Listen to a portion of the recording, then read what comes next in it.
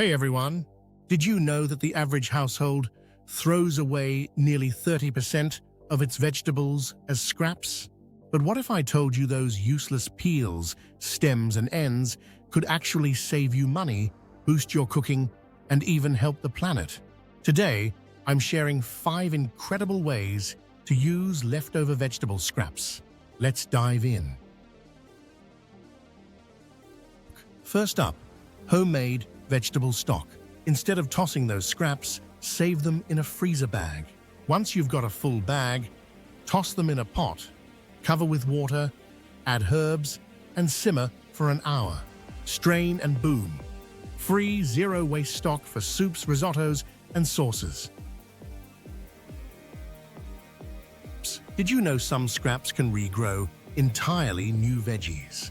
Green onions, lettuce, celery, and even garlic can sprout again. Just place the roots in water, give them sunlight, and watch them grow. It's like a free, endless supply. Chips don't peel and toss, bake those skins. Toss potato, carrot, or beet peels with oil, salt, and spices, then bake until crispy. You've got a crunchy, healthy snack in minutes. Stems from herbs like cilantro or parsley, wilted greens, even broccoli stalks, blend them into pesto, pasta sauces, or smoothies. They add nutrients and reduce waste.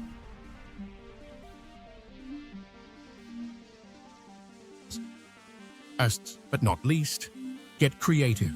Onion skins make beautiful dyes for fabrics, and citrus peels soaked in vinegar create a powerful, natural cleaner. Who knew scraps could be so versatile? So next time you're chopping veggies, think twice before tossing those scraps. Whether it's stock, regrowing food, or making snacks, these tips save money and cut waste. Let me know in the comments, what's your favorite way to use scraps? Thanks for watching, and I'll see you in the next one. Happy upcycling!